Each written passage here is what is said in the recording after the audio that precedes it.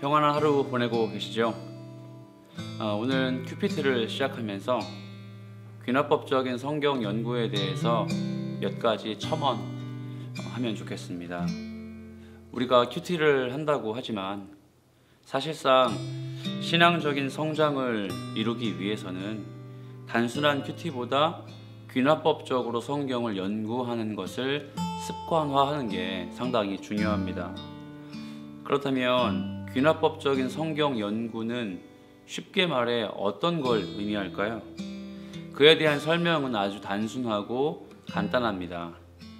성경이 쓰인 시대, 성경이 쓰인 문화, 성경이 쓰인 언어 중심으로 성경 전체를 이해하는 습관이 중요하다는 것이죠.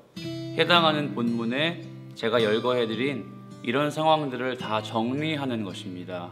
그런 후에 내가 처한 상황, 내가 처한 환경에 말씀을 대입시켜서 나에게 끊임없이 질문을 던져봄으로써 그 말씀에 어떻게 결단하고 그 말씀에 어떤 적용을 하면서 살아갈 수 있는지를 그렇게 점검해 보는 습관이 바로 귀납법적인 성경 연구라고 정의할 수가 있습니다. 여러분, 오늘 본문은 요한복음 9장의 24절부터 41절까지의 내용입니다. 함께 화면을 보시면서 말씀을 한 구절씩 읽어보겠습니다. 이에 그들이 맹인이었던 사람을 두 번째 불러 이르되 너는 하나님께 영광을 돌리라. 우리는 이 사람이 죄인인 줄 아노라. 대답하되 그가 죄인인지 내가 알지 못하나 한 가지 아는 것은 내가 맹인으로 있다가 지금 보는 그것이니이다. 그들이 이르되 그 사람이 내게 무엇을 하였느냐? 어떻게 내 눈을 뜨게 하였느냐? 대답하되 내가 이미 일렀어도 듣지 아니하고 어찌하여 다시 듣고자 하나이까? 당신들도 그의 제자가 되려 하나이까? 그들이 욕하여 이르되 너는 그의 제자이나 우리는 모세의 제자라. 하나님이 모세에게는 말씀하신 줄을 우리가 알거니와 이 사람은 어디서 왔는지 알지 못하노라. 그 사람이 대답하여 이르되 이상하다. 이 사람이 내 눈을 뜨게 하였으되 당신들은 그가 어디서 왔는지 알지 못하는도다. 하나님이 죄인의 말을 듣지 아니하시고 경건하여 그의 뜻대로 행하는 자의 말은 들으시는 줄을 우리가 아나이다. 창세 이후로 맹인이 난 자의 눈을 뜨게 하였다 함을 듣지 못하였으니 이 사람이 하나님께로부터 오지 아니하였으면 아무 일도 할 수 없으리이다. 그들이 대답하여 이르되 내가 온전히 죄 가운데에서 나서 우리를 가르치느냐 하고 이에 쫓아내어 보내니라. 예수께서 그들이 그 사람을 쫓아냈다 하는 말을 들으셨더니 그를 만나사 이르시되 내가 인자를 믿느냐? 대답하여 이르되 주여 그가 누구시니오니까 내가 믿고자 하나이다. 예수께서 이르시되 내가 그를 보았거니와 지금 너와 말하는 자가 그이니라. 이르되 주여 내가 믿나이다 하고 절하는지라. 예수께서 이르시되 내가 심판하러 이 세상에 왔으니 보지 못하는 자들은 보게 하고 보는 자들은 맹인이 되게 하려 함이라 하시니 바리새인 중에 예수와 함께 있던 자들이 이 말씀을 듣고 이르되 우리도 맹인인가? 예수께서 이르시되 너희가 맹인이 되었더라면 죄가 없으려니와 본다고 하니 너희 죄가 그대로 있느니라. 아멘. 태어나면서부터 맹인이었던 사람을 예수님께서 고치신 사건입니다. 오늘 본문도 그 스토리가 이어지고 있습니다. 안식일에 예수님께로부터 고침을 받은 맹인이 연거푸 유대인들 바리새인들에게 불려가고 있는 상황이죠. 바리새인들은 이 사람과 이 사람뿐만 아니라 그의 부모들까지도 불러서 신문을 합니다. 바로 그 신문의 내용은 이런 것이죠.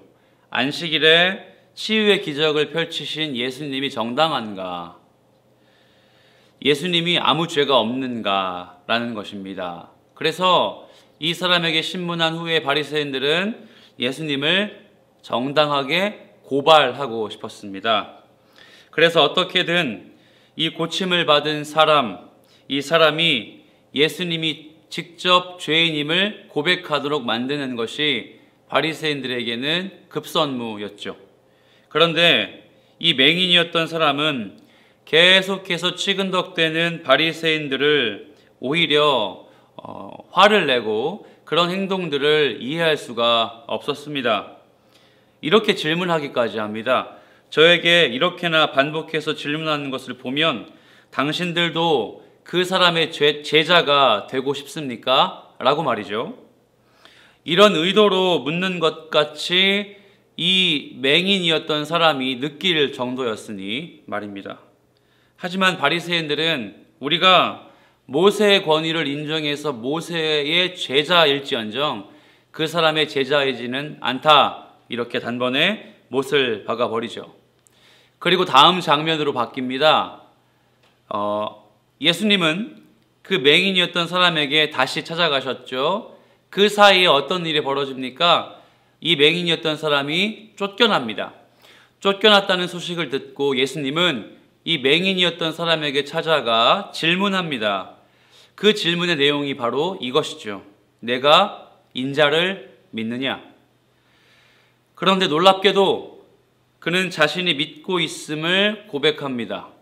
맹인이었던 그가 보게 되었던 것처럼 예수님은 세상의 사람들에게 그와 같이 역사를 이루실 목적으로 왔다는 사실, 가장 먼저 눈을 뜬 그 자가 고백했다는 사실이죠. 본문은 이렇게 마무리됩니다. 자, 여러분, 9장 내내 예수님과 맹인이 보게 된 사건, 이 사건이 이어지고 있습니다. 오늘 본문의 묵상을 위해서는요, 제가 단순하게 정리를 좀 해드리고 싶은데요, 세 가지의 중요한 표현을 집중해 보면 좋을 것 같습니다. 우선 첫 번째로 24절에 이런 표현이 등장합니다. 제가 한번 읽어드릴게요. 이에 그들이 맹인이었던 사람을 두 번째 불러 이르되 너는 하나님께 영광을 돌리라. 우리는 이 사람이 죄인인 줄 아노라. 여기 보시면 맹인이었던 사람을 향해서 바리새인들이 명령조로 이야기합니다. 너는 하나님께 영광을 돌리라. 여러분, 이 말은 무엇을 뜻하는 표현일까요? 흔히들 무엇인가 좋은 일이 있은 후로 하나님께 영광 돌린다, 이렇게 이야기하죠. 이런 류의 표현일까요? 원어적인 의미로 보면 이 표현은 하나님께 영광 돌린다는 뉘앙스보다는 이제 네가 진짜 진실을 인정하라, 이런 뜻입니다. 두 번째로 그를 불렀다고 성경에 나와 있는데 두 번째로 다시 불러서 그에게 요청하는 게 정리하면 뭘까요? 이제 그만 진실을 인정하라, 이 뜻입니다. 바리새인들이 원하는 진실은 무엇이었을까요? 그건 아마도 예수님의 역사가 거짓이다, 안식일에는 절대로 아무것도 할 수 없다는 걸 어긴 그 예수라는 작자는 심각한 죄인이다, 이걸 말하라 라는 사실이겠죠. 맹인이었던 자가 스스로 그 예수 그리스도를 부인하는 것, 바로 바리새인들이 원했던 진실, 진리였던 것입니다. 단순히 그거 하나만, 어쩌면 그거 한마디면 되었을 겁니다. 자, 그럼 여러분, 이들의 대화가 좀 이해하기 참 쉬워집니다. 수월해지죠. 이 사람이 뭐라고 받아칩니까? 다른 건 모르겠고 내가 아는 것 한 가지가 있습니다. 그게 뭐였죠? 내가 맹인이었다가 지금은 본다는 것이죠. 그 말을 합니다. 예수님께서 하신 기적은 진실이다 라는 표현이 아닐까요? 일종의 삶의 현장, 그러니까 고침을 받고 일상의 자리에서 맹인이 고백하는, 어쩌면 자기의 상태에 대한 신앙 고백입니다. 여러분, 그가 그 맹인이었던 사람이 이렇게 이야기할 수 있는 건 어떤 이유 때문일까요? 31절을 토대로 이해한다면 좀 쉬울 수 있죠. 함께 이번엔 31절 말씀을 한 번 더 읽어봅시다. 하나님이 죄인의 말을 듣지 아니하시고 경건하여 그의 뜻대로 행하는 자의 말은 들으시는 줄을 우리가 아나이다. 아멘. 이런 표현입니다. 맹인이었던 이 사람은요, 구약시대로부터 전해 내려오는 구약 말씀의 한 토막을 이미 알고 있었습니다. 그 말씀의 내용이 무엇이죠? 하나님은 죄인의 말, 죄인의 기도는 듣지 않으시고 죄 없는 자, 쉽게 말하면 의인의 기도, 의인의 간구를 들으시는 줄을 구약의 말씀에서 이야기하는 걸 우리 모두가 알고 있습니다. 이런 표현이죠. 제가 증거를 하나 제시해 보겠습니다. 바로 잠언 말씀인데요. 잠언 15장의 29절 말씀을 보면 여호와는 악인을 멀리하시고 의인의 기도를 들으시느니라. 아멘. 욥기의 말씀에 나와 있습니다. 욥기 35장 12, 13절. 그들이 악인의 교만으로 말미암아 거기에서 부르짖으나 대답하는 자가 없음은 헛된 것은 하나님이 결코 듣지 아니하시며 전능자가 돌아보지 아니하심이라. 아멘. 중요한 사실이 무엇이죠? 맹인이었던 이 사람은 하나님께서 의인의 기도, 죄 없는 자의 말 분명 어떻게 하신다? 듣고 계신다. 이걸 알고 있었다는 사실입니다. 여러분 29절 말씀에 두 번째로 보면 한 단어에 좀 집중해 볼 필요성이 있습니다. 여기 사람이란 단어가 보이십니까? 이 말은 바리새인들에게 예수님은 신적인 권위가 전혀 없는 단 하나의 사람에 불과하다라는 것을 반증하는 단어입니다.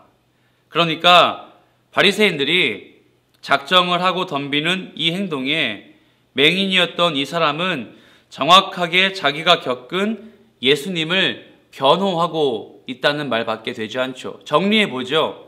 바리새인들은 예수가 사람 그것 하나밖에 어떠한 권위와 능력이 없다.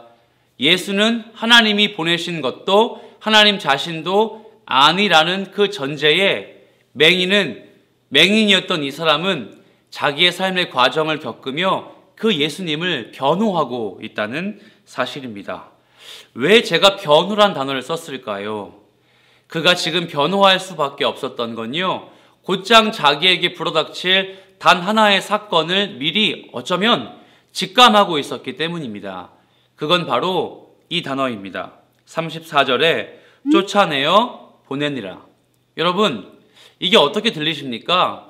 그 대화 속에서 바리새인이 이제 그만 저리 가. 이제 그만 너와 대화하고 싶지 않아. 저리 가버려. 쫓아낸 것처럼 보이시지만 이 단어는 중요한 한 가지 사실을 내포하고 있습니다. 그건 바로 유대교 공동체, 유대교인에게서 출교당하는 거예요.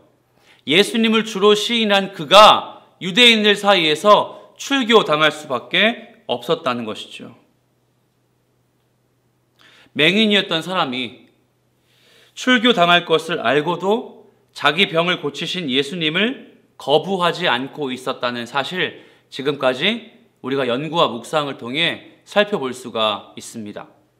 그리고 세 번째, 마지막으로 여러분 좀 이렇게 큐티책에 표시를 해두면 좋을 것 같아요. 35절부터는 누가 봐도 장면이 바뀝니다. 그러니까 34절에서 맹인이었던 사람이 출교를 당하죠.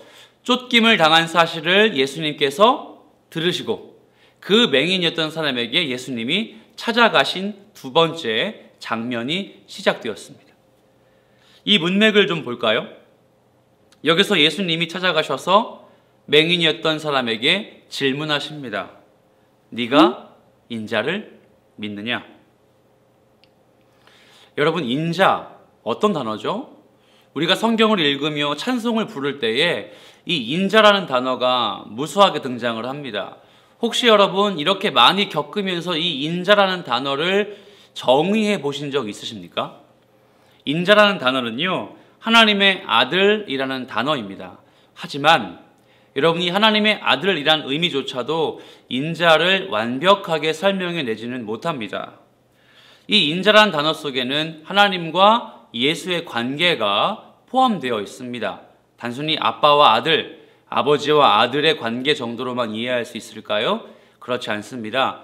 그래서 저는 여러분에게 이렇게 추천드리고 싶습니다. 인자란 단어는 하나님이 예수님에게 내리신 그 예수님만이 하실 수 있는 직분, 그걸 주셔서 그 직분을 서로 공유할 수 있는 유일한 관계인 것이죠. 아무도 그 직분, 그 일을 대신할 수가 없고 오로지 누가요? 하나님이 보내신 그의 아들 예수 그리스도만 그걸 감당하실 수 있다는 그 관계의 단어가 뭐라고요? 바로 인자입니다. 이 인자를 믿느냐라는 예수님의 질문에게 이 맹인이었던 사람이 어떻게 반응할까요? 네, 주님, 제가 그 인자를 믿습니다. 주여, 내가 믿나이다 하고 절하는지라.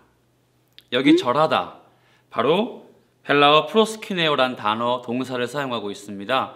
여러분, 이 단어는요 아주 많이 등장을 합니다. 결론부터 설명을 하면 이건 단순히 몸을 굽혀 절하다란 소리가 아니고요, 중요한 두 가지 의미가 있습니다. 첫 번째, 나의 몸을 완전히 엎드리다 이죠. 상대방의 권위 앞에 내가 완벽히 굴복하다란 단어입니다. 그래서 이 단어가 오늘날 우리에게 아주 빈번하게 사용되고 있죠. 영어로 worship입니다. 바로 주님을 예배한다는 단어가 된다는 것이죠. 그런데 여러분, 그가 고백하고 그가 절하는 행위에 집중하기보다는 제가 한 번 더 여러분에게 강조하고 싶은 내용이 이곳에 숨겨져 있는데요. 우리 오늘 본문을 조금 벗어나서 바로 앞단락 한번 쭉 이어서 보면 좋겠습니다. 무슨 이야기를 하고 싶냐면요, 이 맹인이었던 사람이 결국에 예수님을 인자로 고백하며 절하기까지의 단계입니다. 11절 말씀을 보면 9장의 11절이죠. 자막에 아마 나올 텐데요, 예수님을 가리켜서 이렇게 이야기합니다. 예수라 하는 그 사람. 그런데 본문이 쭉 지나가면서 17절 말씀을 보면 그 예수님을 향해 이렇게 얘기합니다. 선지자.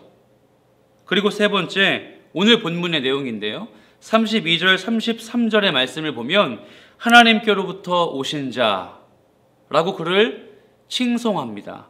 그리고 마지막 35절, 네가 예수를 믿느냐, 네가 인자를 믿느냐라는 그 질문 앞에 주님, 제가 그 인자를 믿나이다 하고 절했습니다. 오늘 본문을 통해 우리가 얻을 수 있는 한 가지 정확한 사실은 그가 고침받은 후 단번에 예배자가 된 게 아닙니다. 단번에 예배자가 되었다는 사실이 아니라는 것입니다. 결국 예수님을 그리스도로 고백하는 예배자가 되었지만 적어도 오늘 본문에서 맹인이었던 이 사람은 단번에 달라지지 않았다는 걸 우리가 확인할 수 있다는 것이죠. 고침받은 상황에서 또 예수님을 비난하는 바리새인들과의 대화 속에서, 그리고 출교를 당하기까지의 기회 비용을 제공한 후에 예수님을 만나 그 예수님의 질문 앞에서 이 맹인이었던 사람은 결국 예배자가 되었습니다. 예수라 하는 그 사람으로부터 시작해서 제가 주를 인자를 믿나이다 하고 절하기까지 그는 점차적으로 점진적으로 예수님의 구원을 인정하는 예배자의 신분이 되었습니다. 그렇다면 이 영상을 보며 함께 묵상하는 사랑하는 여러분, 우리가 피차 이 맹인의 신앙 고백을 보며 무엇을 결단할 수 있을까요? 오늘도 여러 가지 삶의 자리에서 결단할 수 있겠지만 한 가지 중요한 사실이 있다면 그게 무엇인지 아십니까?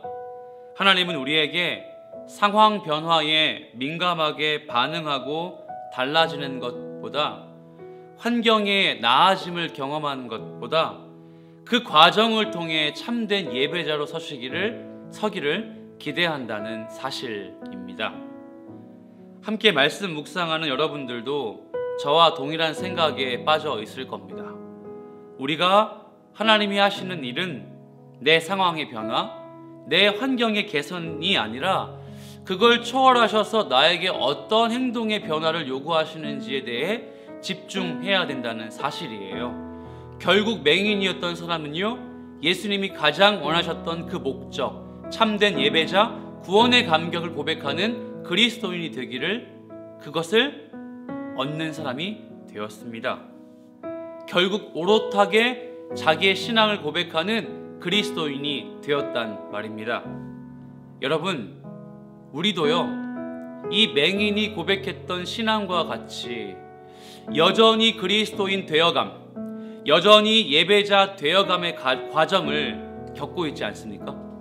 그래서 언젠가는 어떤 상황과 어떤 환경이 우리 삶 가운데 들이닥쳐도 그거와 관계없이 그 자리를 지키며 참된 예배로 주님 앞에 신실한 신앙 고백을 드릴 수 있는 그런 그리스도인에 대한 열망, 욕심 우리에게 있지 않나요? 우리 오늘 본문의 이 주인공을 보면서 우리가 더 기대를 품었으면 좋겠습니다. 여러분의 삶의 자리에 어떠한 변화도, 여러분의 일상의 자리에 어떠한 환경의 개선도 여러분이 예배자 되도록 도와주지 않는다는 사실이에요. 오히려 예수님은 우리에게 그러한 상황을 초월해서 참된 예배자가 되기를 오늘도 기다리십니다. 이 하루를 예배자, 참된 신앙 고백을 결단하며 여러분의 구체적인 자리에서 어떠한 적용과 결단의 자리가 있을런지 함께 고민하며 삶으로 그걸 적용해 보시는 저와 여러분이 되기를 축복합니다. 하나님 아버지, 우리가 오늘도 참된 예배자로 서기를 원합니다. 환경에, 상황에 우리의 이목을 집중하지 않고 눈을 들어 주 되신 예수 그리스도만 바라보게 하여 주옵소서. 코로나19로 인한 우리의 형편이 점점 어두워져 가지만 이때 우리 예배자들의 역할과 예배자들의 세상을 향한 태도가 무엇인지 밝히 드러낼 수 있도록 힘을 더하여 주옵소서. 예수 그리스도의 이름으로 기도합니다. 아멘.